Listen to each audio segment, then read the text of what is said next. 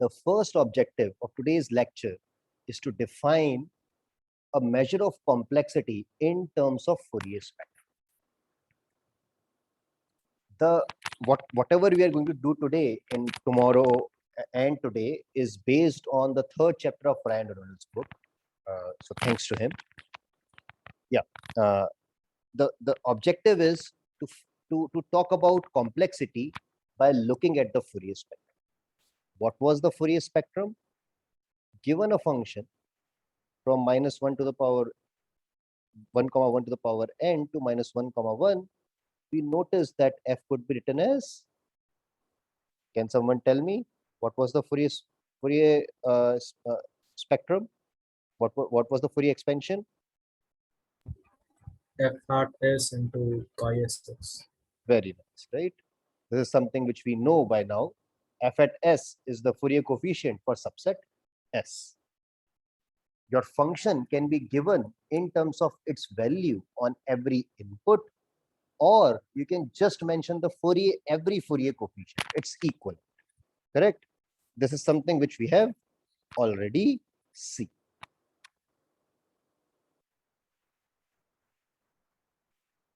Fourier coefficients and Fourier coefficients and giving the function as an entire truth table, they are exactly the same things. Suppose I give you the function in terms of its Fourier coefficients. And when can I say my function is simple? When can I say the function is complex? And we have already seen one measure.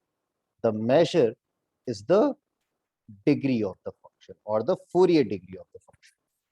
This we talked about.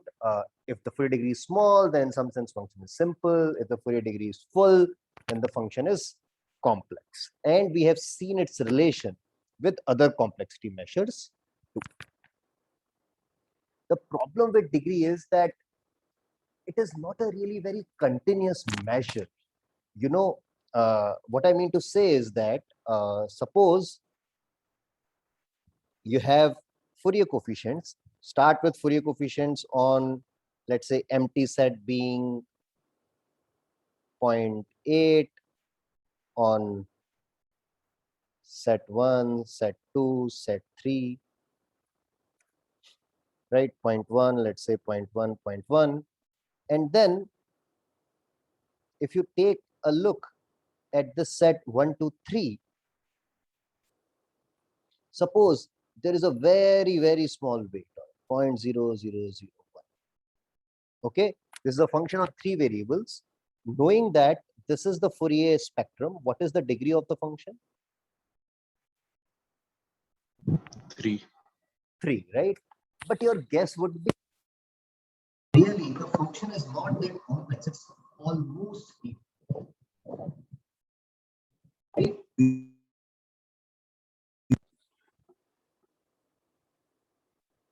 Can you hear me?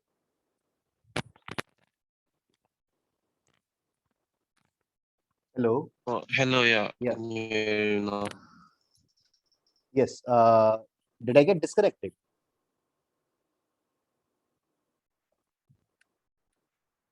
Yes, sir. Actually, you got it.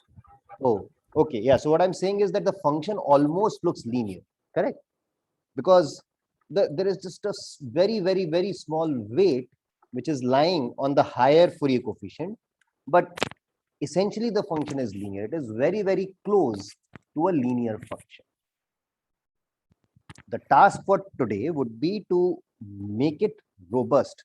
That means we want to say that, oh, you know, this is a function which is close to a degree 1 function. That is the kind of definition we want to come up with.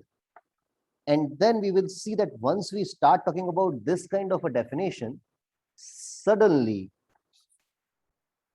there are many applications, and the application we are going to talk about is going to be the application in learning theory.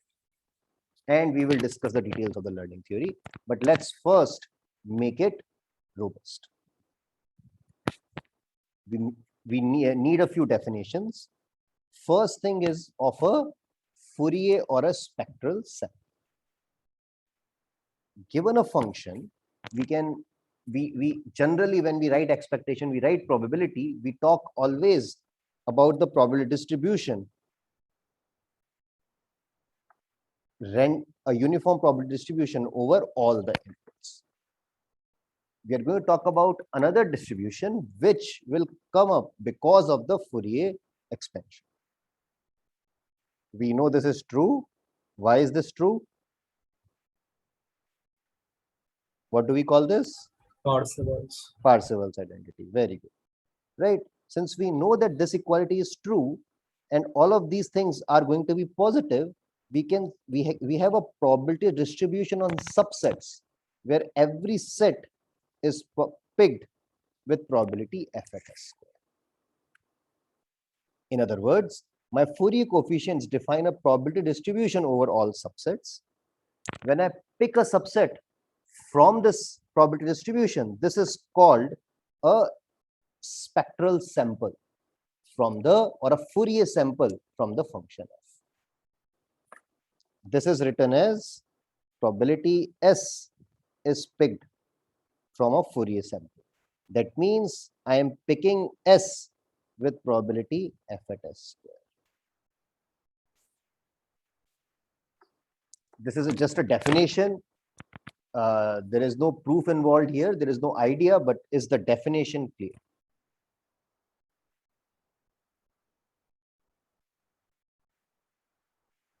Dibharsho? Yes, sir. Okay. Once we have this definition, then we can define few notations. We can talk about the Fourier weight on different layers of the Boolean hypercube or some set of subsets. For example, one notation which is of lot of use is WKF. This is the Fourier weight on Hamming weight K.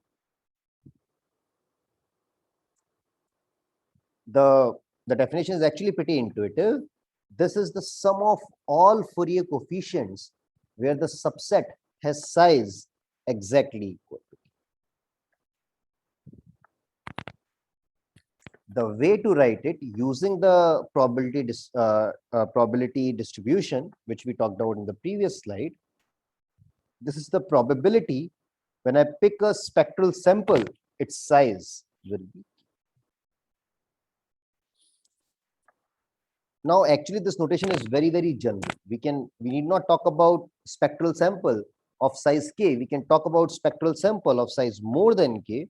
In that case, it is the sum of Fourier coefficients which are more than k. And you see very, very similar definitions. And again, that's not all. You can define w greater than equal to k, w less than equal to k, w less than k, so on and so forth. The idea is, what is the Fourier weight for a certain type of subsets? When we talk about WKF, subsets of size k, subsets of size more than k, subsets of size more than equal to k, so on and so forth. Okay. Using this notation, we can make the notion of degree more robust. We can say that a function is epsilon close to being degree k, or the more formal term is f is epsilon concentrated on degree up to k if most of the weight is concentrated up to degree k. Okay, now here you can kind of argue that its name should not be epsilon concentrated, but it should actually be 1 minus epsilon concentrated on degree up to k. So the name is kind of unfortunate, but computer scientists are lazy. That's why we invented computers.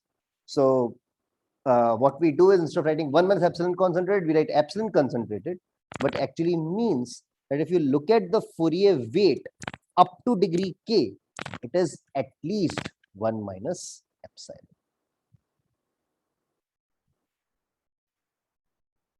W less than equal to k of f, that means it's almost degree k, there is a small Fourier weight. How much?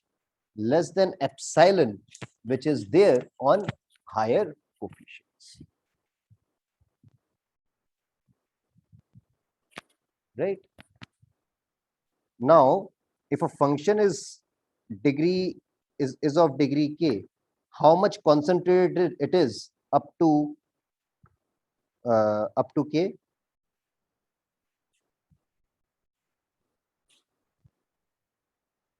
Zero. Yes, it is 0 concentrated up to degree. Right? So this small issue is clear to you, right? That when we say epsilon concentrated, that means it is epsilon. It is at most epsilon on degrees higher than k. We'll call it epsilon concentrated on degree up to k, but it is actually 1 minus epsilon concentrated on degree up to k. So this definition is clear. So W less than equal to K, F is greater than or equal to than- 1 minus epsilon. Thank you. Yes. Yes. Thank you. Yes. These two are equal.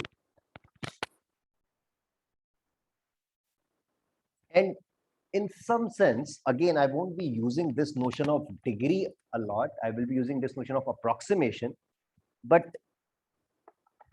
we can kind of define a degree with it, right? And we can say that, you know, the degree of f, approximate degree of f is the minimum d such that f is epsilon constrained on degree up to, right? This is one way of defining another way of defining approximate degree. Right. So the degree is when we say that the Fourier weight outside the degree is 0. This epsilon degree prime is the smallest degree such that the weight outside of it is at most epsilon and not 0. In some sense, this is a more natural way to approximate a degree. Arguably, this is a more natural way to approximate a degree. But we saw another notion of approximate degree, and I want to ask, how are they related? So, can you remind me what was the notion of approximation for the approximate degree we studied last week? Mod And- p minus s must be at most epsilon Very good. for all inputs. For all x.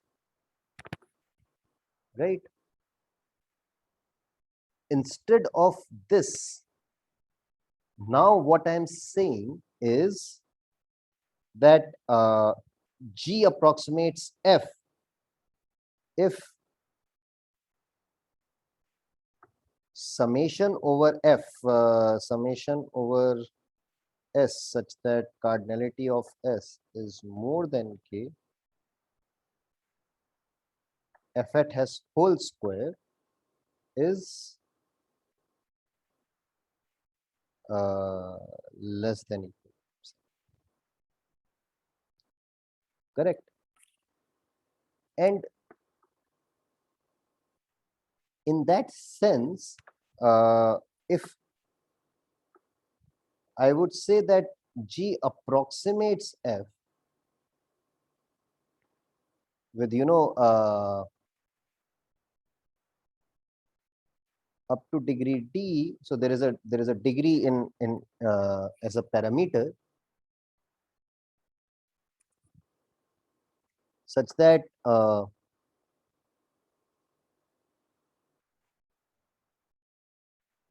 G minus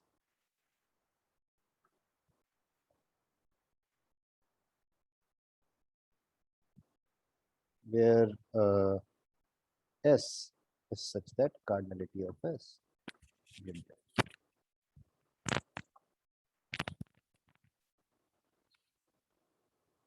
Right. So it's easy to see that if I want to approximate F in this sense, and we are allowed to put the weight up to degree d, I would just keep all my Fourier weight exactly according to f up to degree d, and later it is z.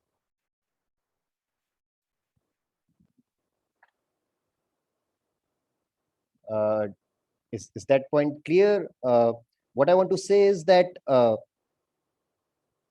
we want to minimize this thing, or I want to minimize summation over s g minus f. Okay, not this way. This.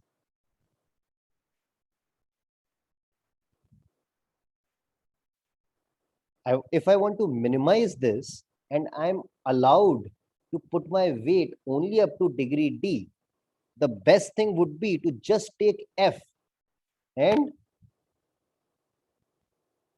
just cut it up to degree d. That means if s has size less than d, then the Fourier coefficient is exactly equal to f. If s is more than d, then the Fourier coefficient is z. That's the best degree d function which will approximate g in this sense.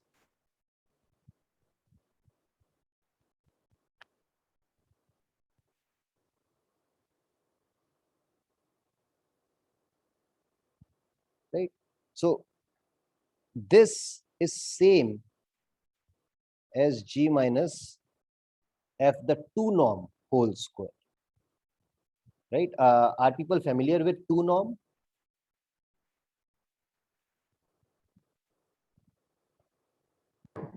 Yes. Everyone, is there anyone who doesn't know what a 2 norm, infinity norm, 1 norm is? What norm is this then?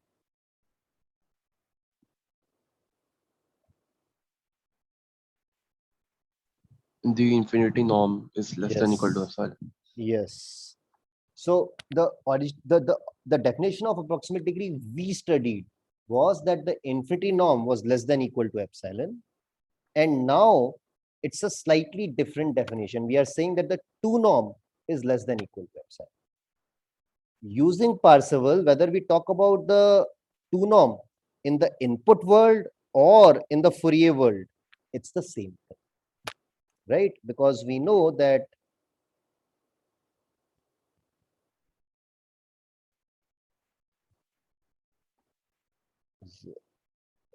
g minus fx whole square summation over x with a normalization, right?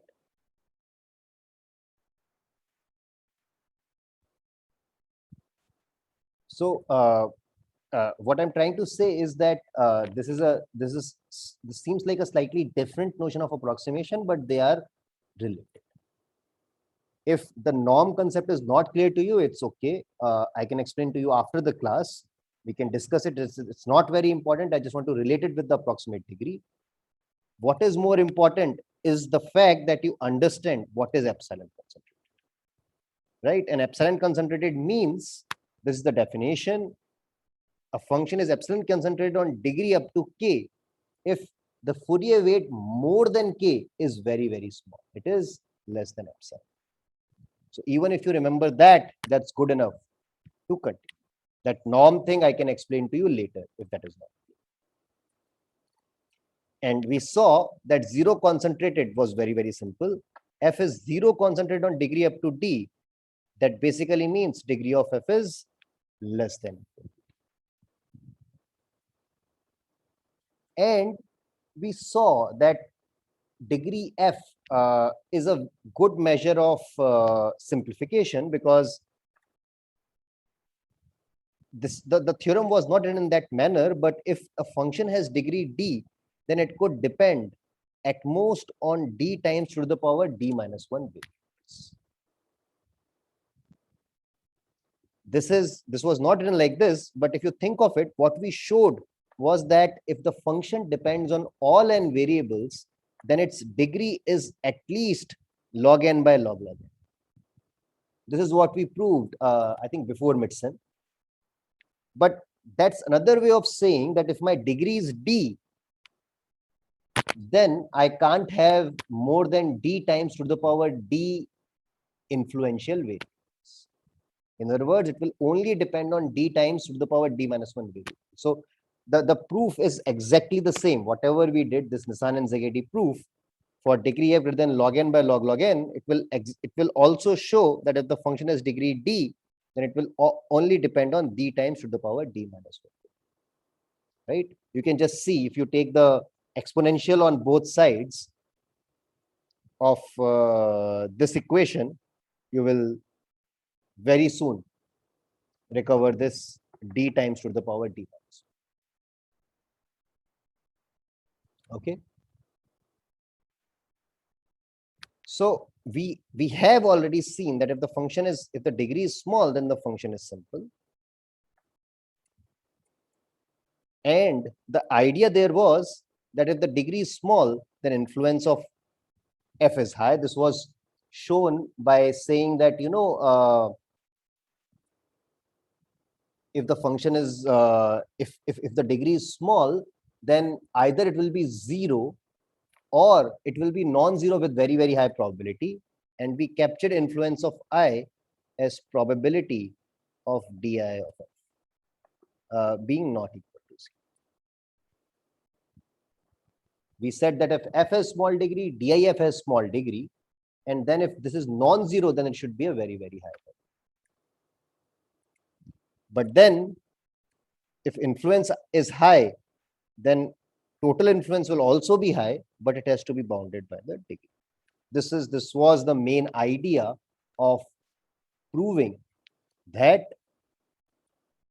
if the degree is small, then the function can only depend on d times to the power d minus 1. If you don't remember these ideas, it's okay. But the point here, important point, was that if degree is small, then influence is small, right? This equation says this. If degree is small, then influence is small. This is what was used. What about the converse? Can we say that if influence f is small, degree is also small? Or can degree be high? Again, remember, my f is a Boolean function, right? It is not a general function. It's a Boolean function.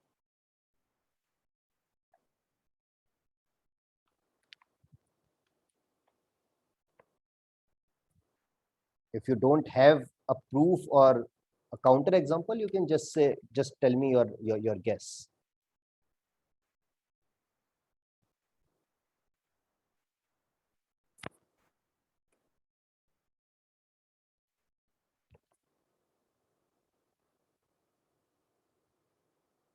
No. No? Okay. So that is the correct answer. That means if influence of f is small, degree can actually be very high. Can you think of a function where influence is very, very small, but degree is very high?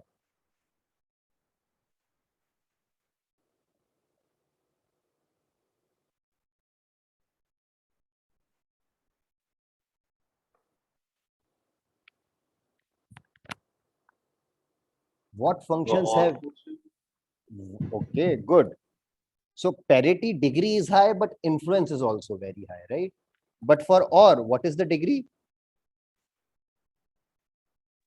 The degree is high. What about influence? What is influence IF?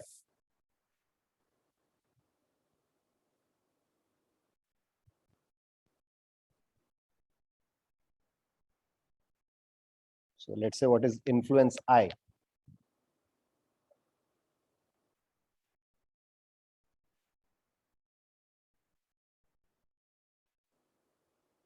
One by 2 power n minus 1. Right. It is very, very small, right? Because there is just one, or let's say two pairs where xi, where they differ on xi and the function value is different, right? Because any pair where the function value is different, that pair has to involve 0, 0, 0, 0, 0, 0, 0, right? You have calculated this, I think, in the assignment or something, right? So everyone sees that influence I is 1 by 2 to the power n minus 1. That means influence is n by 2 to the power n minus 1. And you see that the degree is the highest possible and influence is really, really, really small for all.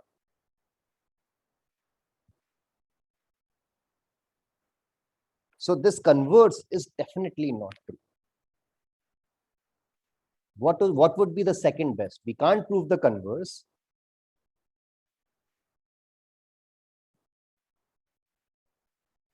Then what would be the second best thing?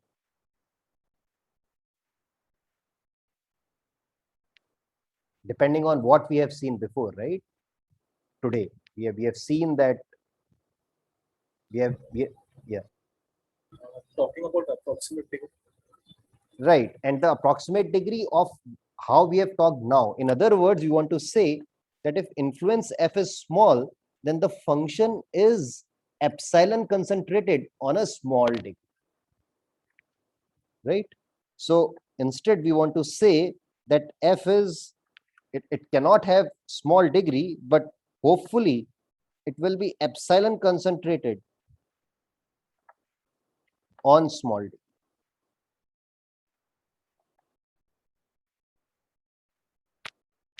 Okay. Ideally, we would want to say that it is epsilon concentrated on influence of f degree, but that's too strong. Let's see what we can. The main idea here is Markov's inequality. Again, remembering the definition of spectral sample. Is this clear to you?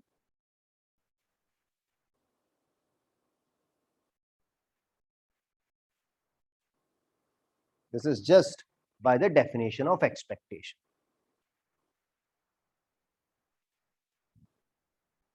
Correct? So I can write influence as expectation of cardinality of S, but the expectation has to be taken over spectral samples and not the usual inputs or uniform distribution over the inputs we talk about. So the equation in box, is that clear to you? Since no one spoke, I assume it is. And once it is there, then I can write Markov's inequality. So Markov's inequality says probability that cardinality of S is more than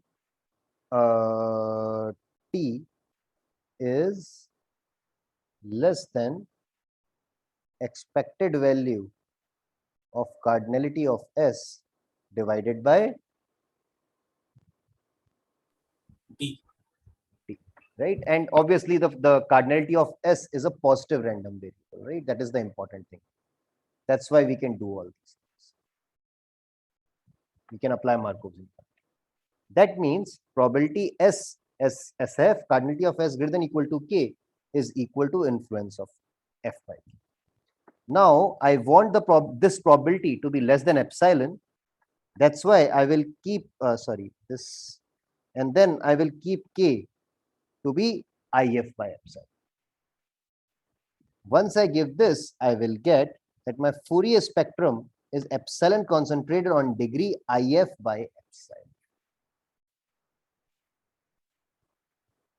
If influence is small, then my Fourier spectrum is very, very it's epsilon concentrated on degree IF by epsilon. So fix epsilon as some constant. Let's say epsilon equal to 1 by 3.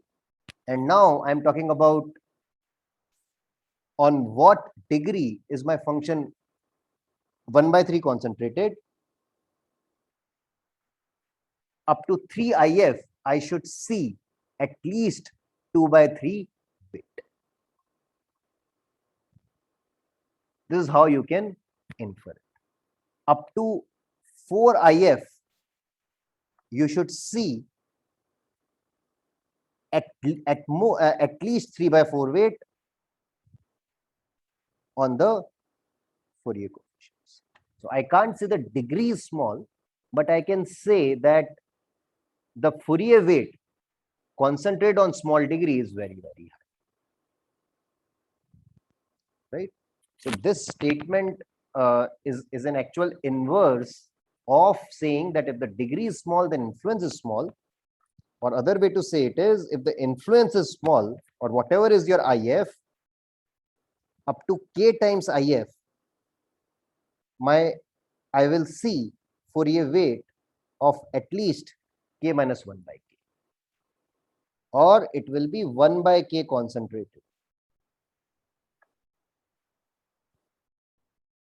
up to degree kif. All these are same statements. Okay. This was just so that you are now familiar with the new definitions. And if you think about it, when I talk about epsilon concentration, why should I just talk about the first, in some sense, first few Fourier coefficients? Why should I talk about degree? I can talk about any subset F. So this is the subset of 2 to the power n. This is the set of all subsets.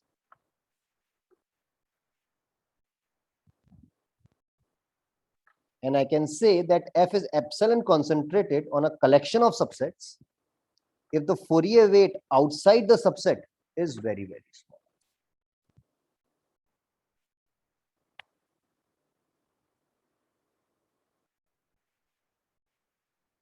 So with all these small exercises and everything, is the definition of epsilon concentration clear? Any questions about epsilon concentration?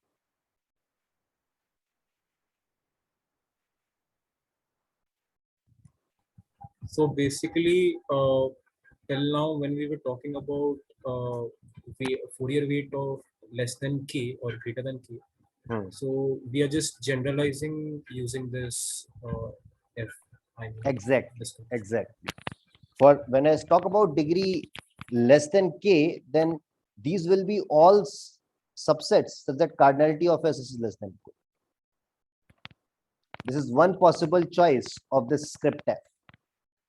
But now I am generalizing. I am saying, oh, my function is epsilon concentrated on, let's say, degree above n, a degree above n minus 1. All those things I can talk about using this definition. So I need not talk about concentration on this specific subset where every subset has size very, very small. I can pick my favorite subset and say, oh, F is concentrated on these subsets. It could be all subsets which contain 1. It could be all subsets which have size more than n minus 1, anything. That is, F is of your choice, and then you can talk about F epsilon. Now, using this definition, we will see its application in learning theory. Okay. So before I start learning theory, what is machine learning?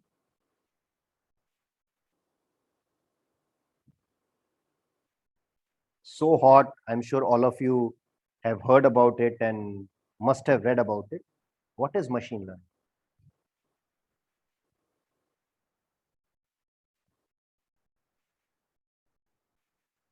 Learning a function, so which maps inputs to output. Yeah. So in general, when you talk about machine learning is a it's kind of an umbrella where you want your machine wants to learn not just a function, but it might want to learn a probability distribution. It might want to learn some kind of a bias. It might want to learn some specific task which humans were doing before, or right, it might want to identify a nicer image. Oh, there are 10 images, which one is the dog's image, or which one is the cat's image? right? So it wants to learn a task, and most of those tasks can be thought of as functions. And this is how learning theory captures the theoretical aspect of machine learning.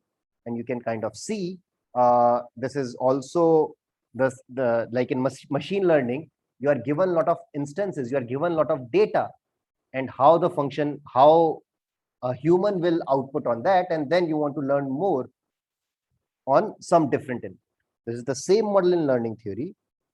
You are given an oracle for the function f. That means you give the input x, f of x comes out.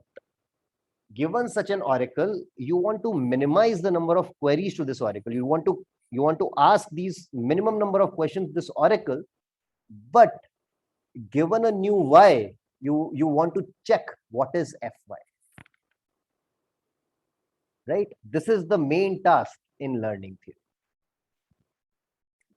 There might be many questions about what kind of x can be given to f. There are two different models. One is when the algorithm designer do not have any control. The x's, the f of x's just come as a random or as f of x on random axis. So the oracle will pick a random x, output f of x2. It will output x comma fx pair. In some cases, you can give an image, you can give a document and ask, oh, how will a human output on that? And that is called the query model, where you can give any x and f of x comes out. Today, we are going to talk about random model. So a few random instances of x and f comma x, a random x comma fx pairs will be given to you. Again, randomness over x. These many pairs will be given to you x1, fx1, x2, fx2, xk, fxk. And then given a new y, you want to in some sense figure out what is f of y. This is the task in learning theory, and you can see the similarity with a machine learning task. Now, what does it mean that we want to answer f of y? Do we want to figure out f completely? Anindya, you probably, if you don't mind, can you erase your annotations?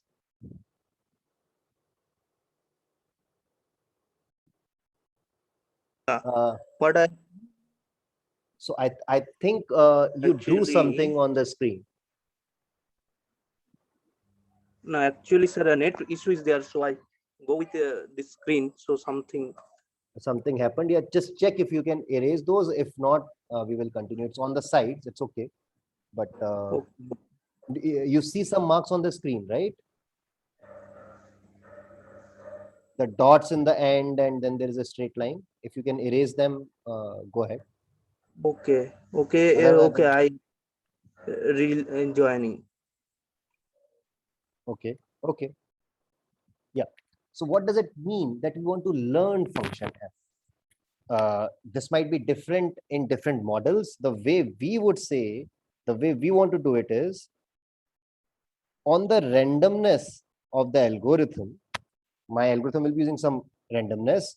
Over that, with high probability, I want to output a function h such that h is correct on most of x's.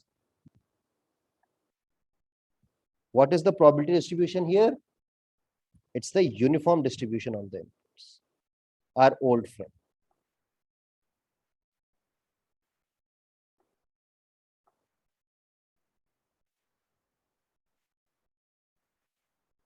Let me just say what it means.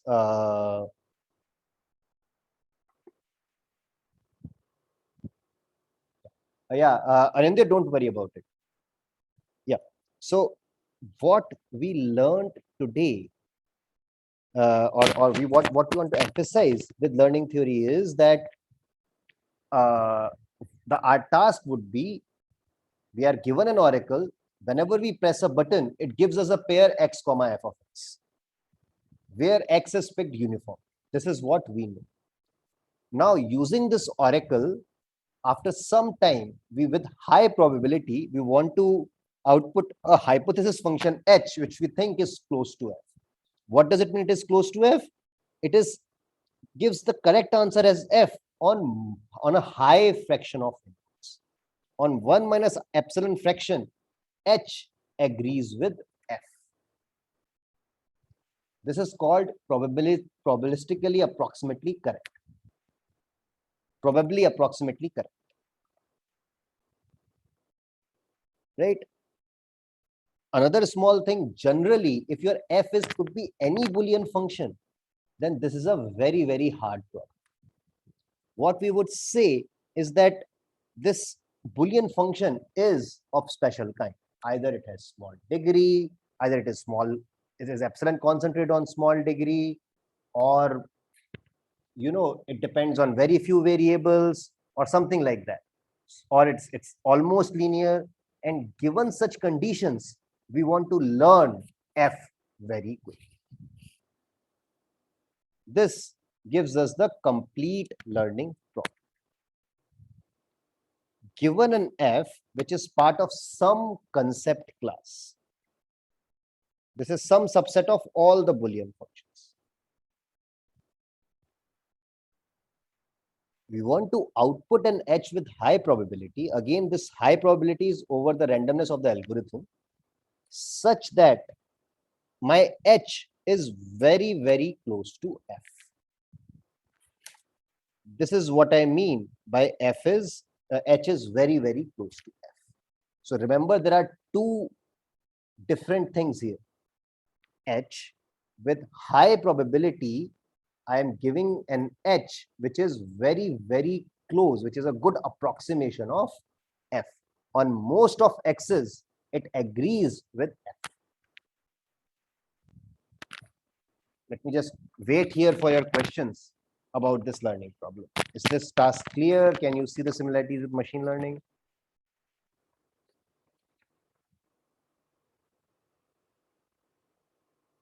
Have I lost you? Should we?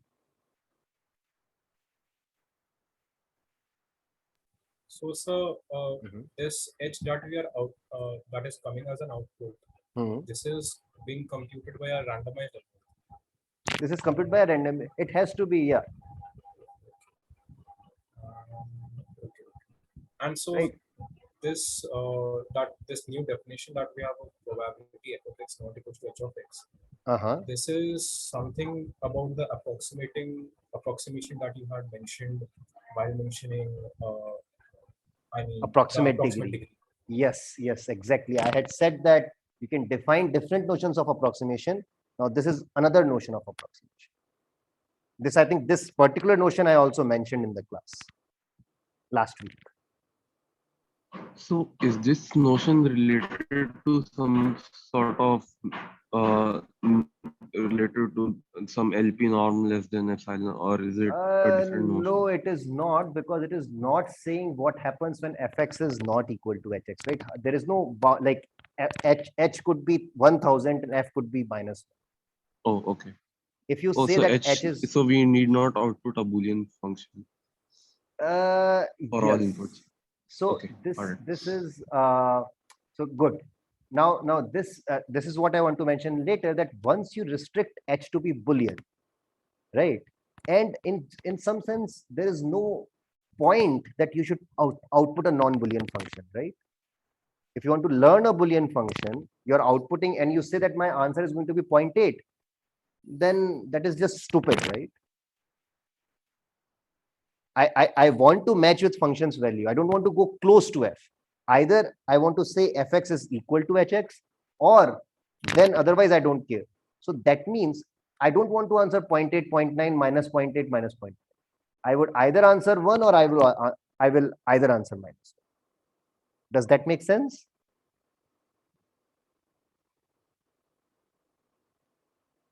Yeah. Right.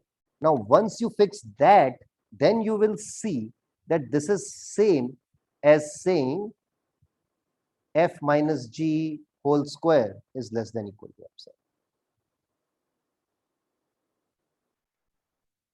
epsilon. Two norm. F minus H.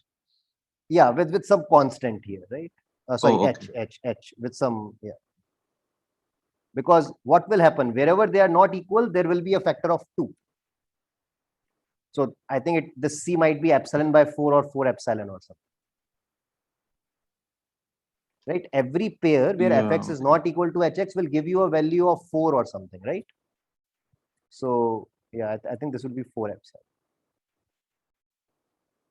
And by Parseval's identity, this is same even in the case when you are, just taking the 2 norm over spectral samples. That means summation over S, F minus H square. So this is not really a third notion. This is the same notion of approximation which we studied before. Once you use Parseval.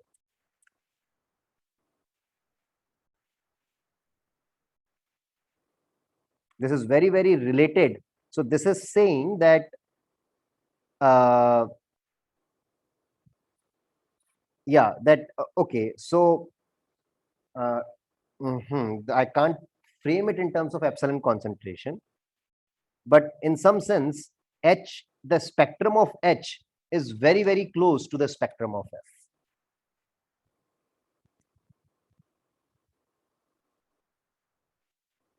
Right? Do you see this now? So, okay. So first, do you see that this means, sorry.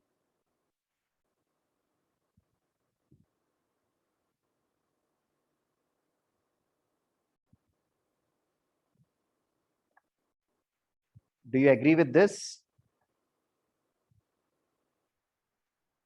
There are epsilon fraction where they are not equal, and each of that input will give me, okay, if 1 H over is if H 1. is Boolean, then this is true.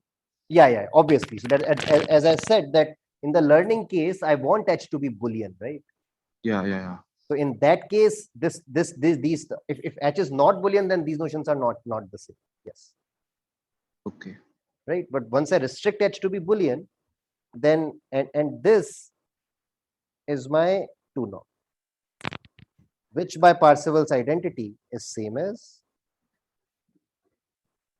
F minus H whole square. In other way to say it is that if I can come up with an H which is very, very close spectrally to F, then this probability Fx not equal to Hx will also be very, very small. And this is what we will do in our learning algorithm. So let me just say why, after looking at this learning theory, why is this epsilon concentration important? And this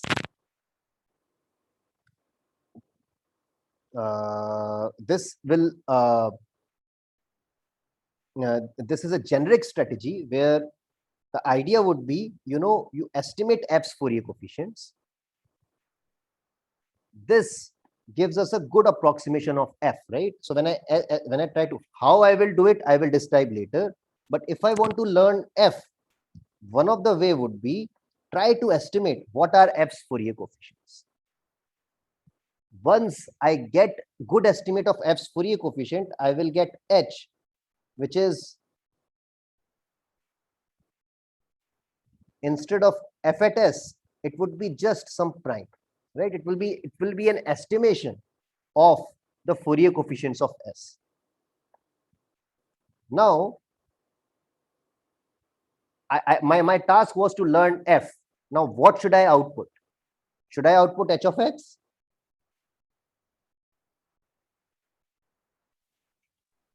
H need not be Boolean at this stage. Exactly, because I have just found. So if the Fourier coefficient was 0.1, I might be getting 0.15 or something. So instead of -1, I might get -0.9. Instead of 1, I might get 1.1 or something. So what makes sense is to just output the sign of H of X. right? Intuitively, this should make sense to you. Again, we want to make sure that this is efficient. We will see how we can make this efficient, but this is a good strategy. Is that clear? If I want to learn a function f, I want to try to estimate its Fourier coefficients. Fourier coefficients will be very, very close to f at s. I will get an h, which might not be Boolean. I will convert it into Boolean by taking the sign of it. If it is 0.9, I will say +1. If it is minus 0.6, I will say -2. Things like that. So is the intuition of this generic strategy clear? We are just going to expand it and find a good strategy and see when it will be efficient. But this generic strategy is clear?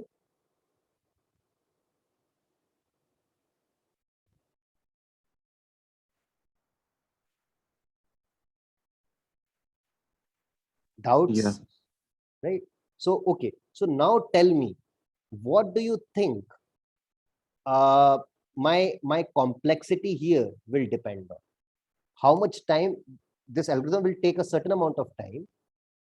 On what quantities will this time depend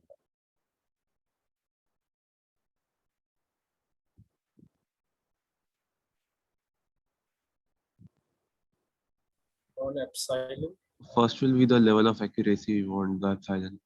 Very good. When you say epsilon, you mean how well we want to estimate f's Fourier coefficients. Yeah. Very good, right? And if somehow we knew that f has only Fourier coefficients at very, very small places, then it would be, then we will be in a much better shape, right? Let's say if I had said that f is less than degree d function. In that case, instead of 2 to the power n estimations, how many estimations will I have to do? 2 power d. No, n less than equal to d, right? 2 to the d will be too good to be true. But if the degree is d, then we know that the Fourier coefficients are only n choose d plus n choose d minus 1. If d is very small, then this is much, much smaller than 2 to the power. So if we know that f is concentrated on some small subset, then we would just estimate that particular subset and not worry about rest. Right? So we want to first be able to estimate Fourier coefficient, and then in some sense we want to say that the number of worthwhile Fourier coefficients should not be very, very large. I don't want to estimate all 2 to the power n subsets, because that will take too much time. Other way to say it is that if I am given that my function is epsilon concentrated on some subset, on subset of set, on some set of subsets f, and if this is small, I can learn f fast. So let's say my concept class is the set of all functions which are epsilon concentrated on some small subsets, small set of subsets. It could be all subsets with less than equal to d size. It could be all subsets with size more than n minus d. It could be any f which has small size, or our complexity will depend on the size of this f. Again, I am just intuitively extrapolating what we have seen. We wanted to estimate Fourier coefficients and then output the sign of that function. If I have to estimate 2 to the power n, it's very bad.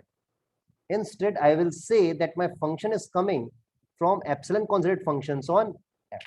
And suddenly, I don't need to estimate all the Fourier coefficients. I will prove this. This is again just an intuition.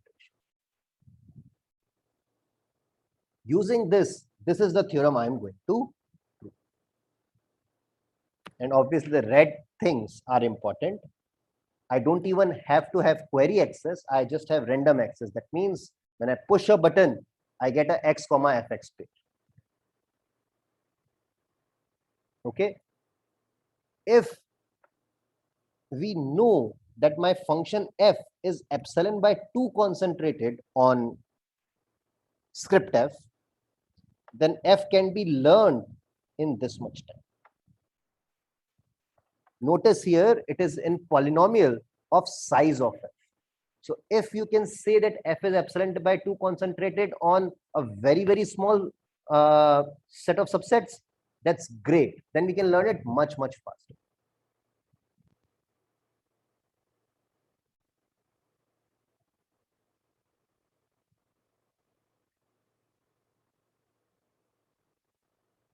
So And the notion of f being learned is that the hypothesis function it's the same satisfies thing. that Yeah. criteria Yes. you mentioned there, Yes. and that Yes. epsilon is the same here. Yes. Yes. Okay. So learned means I will output an h such that probability hx not equal to f of x will be less than epsilon.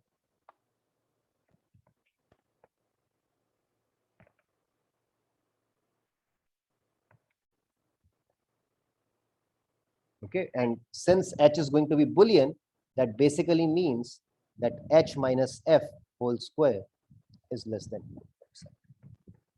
The two. This is because h is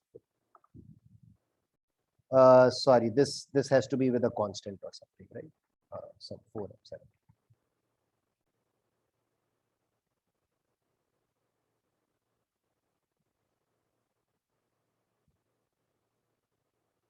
So is the statement of the theorem clear? We will go to the proof now, but any questions about the statement of theorem?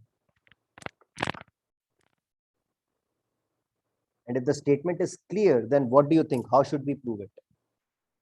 What will be your strategy? Don't worry about proving it. How would you learn f?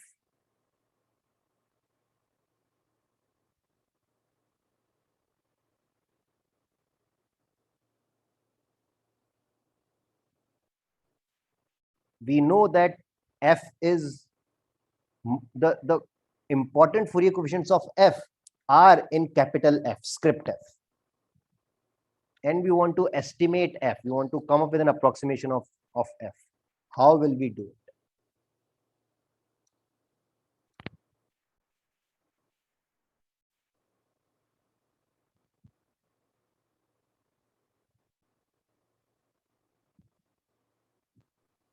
We could try to get random examples and then use take the dot product with partial parities So that means you want to to try to estimate estimate those which Fourier coefficients. coefficients? Which Fourier coefficients? The ones in f. Once in f, right? Okay, so that this strategy is very, very clear, right? Try to estimate the Fourier coefficients in capital F. You will get a sum g. Out h should be sine of g. Sounds good? Yeah. Right? So yeah, so let me just say it. Yeah, let f prime be the my restriction of f on the important subset capital F. Right? I'm just taking the Fourier coefficients of f, but only in capital F. We are not taking care of. We are not worried about anything else. Now I know that f is epsilon by 2 concentrated on small f. That means, what can I say about this?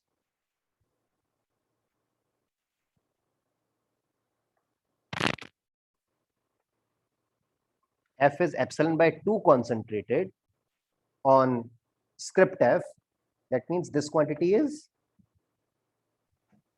Less than equal to epsilon by 2. less than equal to epsilon. Good. So f and f prime are very, very close. Now I will try to estimate f prime. First, we would want to estimate Fourier coefficients, and you have already mentioned how you want to do it. You want to estimate this inner product with parity. Okay, this is what I will do, and I will be able to do it with error epsilon by 2. Now, knowing these two, I know that the number of worthwhile Fourier coefficients are small. f is epsilon by 2 considered on capital F, that means I will get this.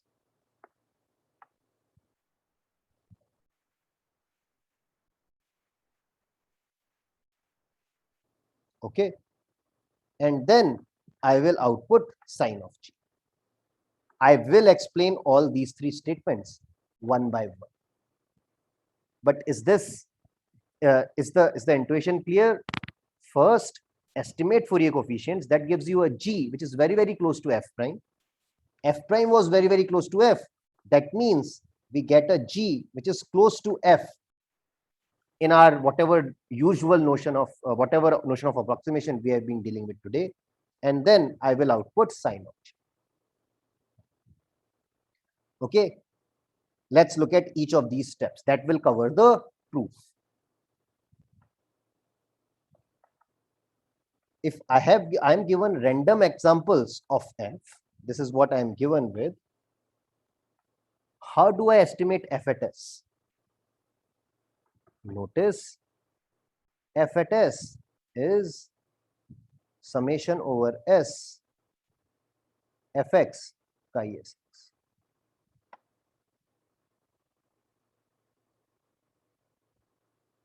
So it's x. Sorry, It should be x, right? sorry, Over- x here. Yeah, summation over x. Yes.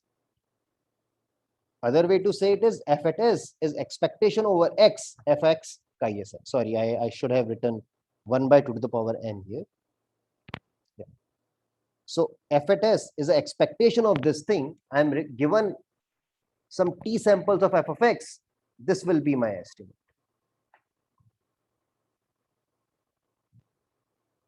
This is not surprising, right? It will be I is equal to 1 to t fx t chi sx t divided by t. So I just take the average. F at s is an average over all x's. If I'm given x randomly, I will just take t samples and output their average. And why should this work? What theorem says that this should give us a good estimate of f of f at s? Law of large numbers. Yes, but law of large number is slightly weak. Law of large number will work, but the bounds it will give are not very good. We will just use the stronger version, which we call Chernoff-Hoppe. It says that if I have a random variable, and if I take a few copies of it, the summation xi will be very, very close to the expectation of the random variable x. So x1, x2, xn, or whatever, yeah, these are samples from x, then summation xi minus the, oh, I should take, sorry, 1 by n here. Yeah. So 1 by n summation xi minus expectation, this is more than epsilon with a very, very small probability. This is exponential. In the case of law of large numbers, we will get a slightly worse bound. We don't get exponential advantage. And just by using Chernoff bound, you can get that I just need n. The number of times I repeat this should be 1 by epsilon square log 1 by delta. Now, what was delta here? Sorry? The delta What is the was probability, right? delta? Delta would be this quantity, right? The probability with which we want to be correct. So we will get a statement like Okay. this. So we want to, so we want to put delta equals epsilon by 2 here. No. With probability, this is here delta is not fixed yet. Delta I will fix later. With probability 1 minus delta, my estimate should be close to epsilon. Okay. Okay. And then I would need these many iterations. To calculate fx times chi sx, that will require poly n time in number of variables. So that's why there is an n. and the number of times I repeat is poly 1 by epsilon log 1 by delta.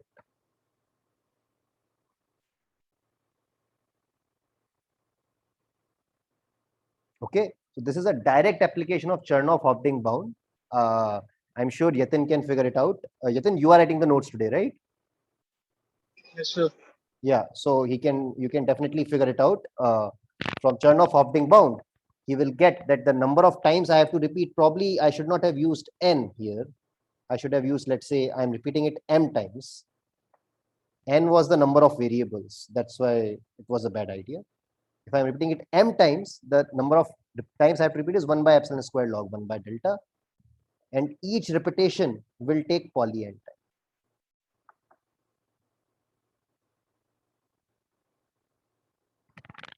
Right? This will give me the estimate. And the next two steps are very, very simple. Okay. But here there is a small thing, right? What will happen when I estimate the Fourier coefficients? My error will add up, right? If there is a small error in f at 1, there is a small error in f at 2, each of those errors could add up to give lot of difference between g and f prime. Remember, f prime was this function. I'm getting the estimates.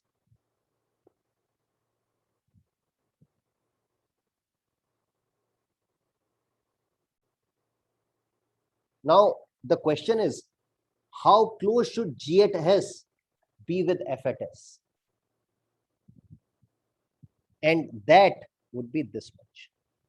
Because if each Fourier coefficient is this close, then the total function f at g will be epsilon by 2.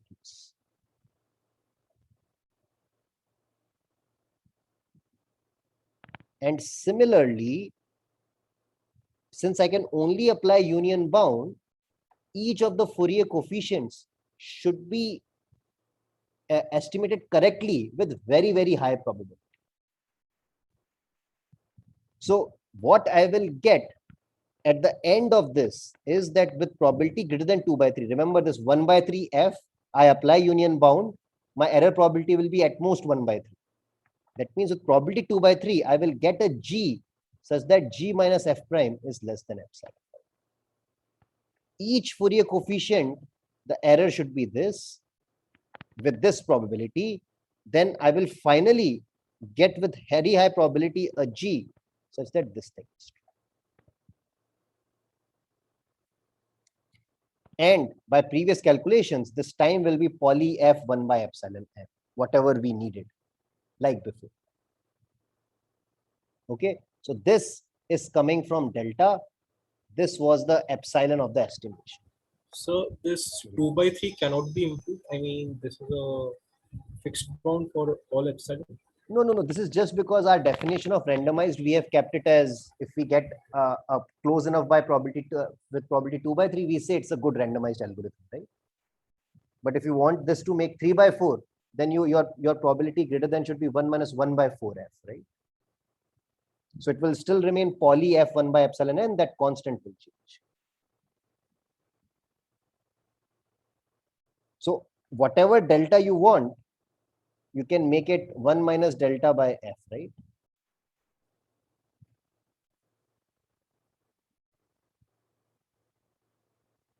Did I answer your question? Yes, sir. Right. So there will be a log 1 by delta factor also. If you want your probability to be like 1 minus 1 by n or something, if you want it to be very, very high, then that factor will appear in your calculations, in your time required. I am just taking it to be constant. That's why delta is not appearing in the calculation.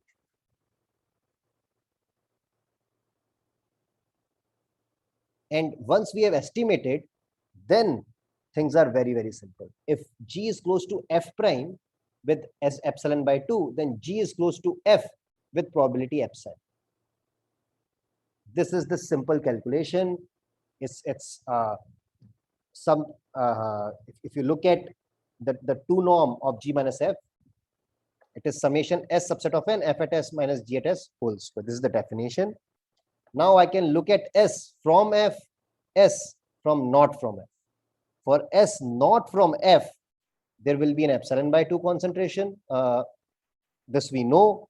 And because our estimate is true with epsilon by 2, that means I will get a factor of epsilon by 2. This shows that G minus F whole square is less than epsilon. So we get a G such that this quantity is true in the required time. This is just a proof of the intuitive statement I said. If G is close to F prime is close to F, then G is close to F.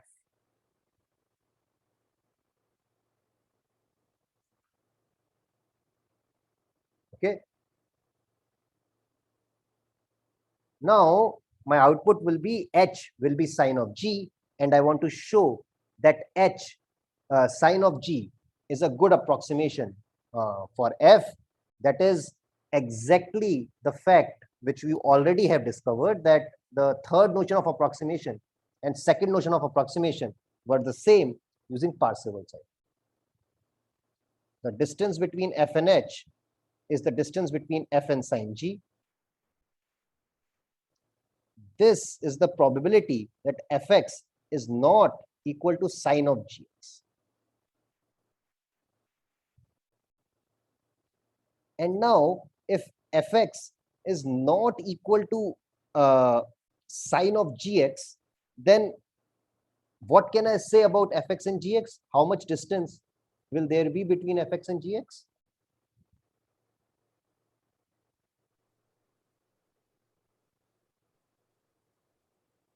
Fx is, what does Fx output?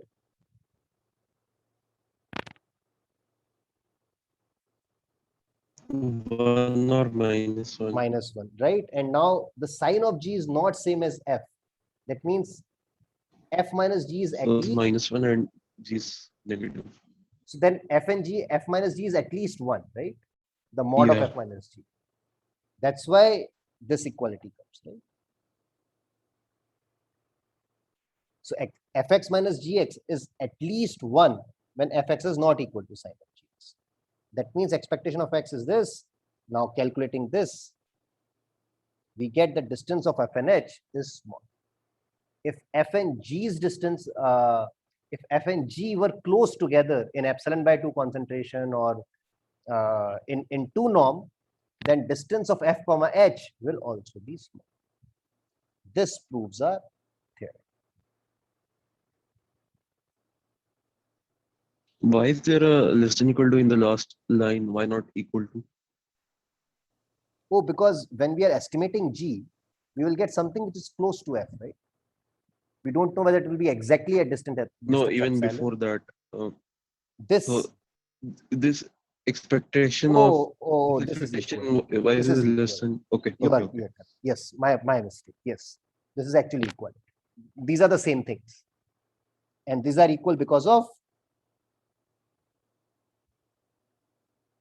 the definition, right?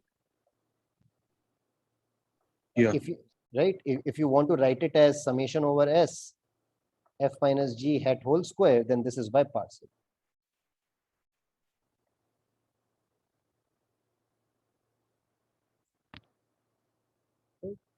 So I have just proved a very, very intuitive thing, that if F was concentrated on capital F and capital F was small, the size of capital F was small, then I can learn F fast. What will be the technique? Estimate the Fourier coefficients of F on capital F and output the sign. And this works. This is what three steps show.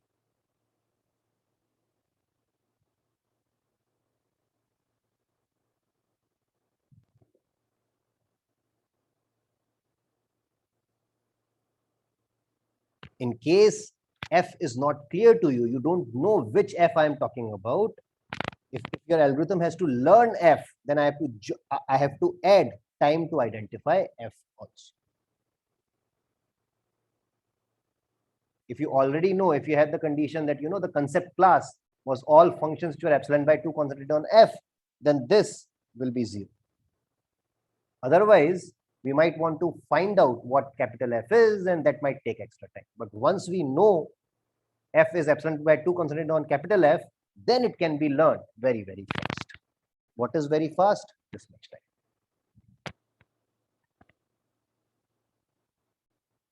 And the algorithm is this. This is very, very simple. Remember, there are capital F Fourier coefficients which you want to estimate. That's why we have very, very small error and very, very small error probability for each Fourier coefficient. So that overall error becomes constant and overall success probability becomes constant.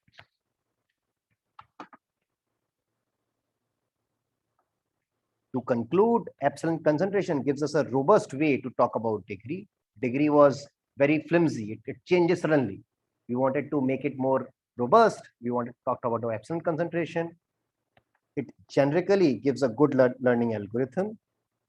Other way to say it, the class of epsilon by 2 concentrated functions up to degree d can be learned in this much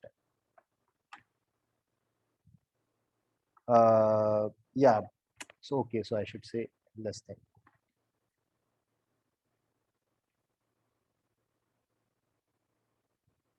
Okay, this finishes the lecture from my side. Please let me know if there are any questions.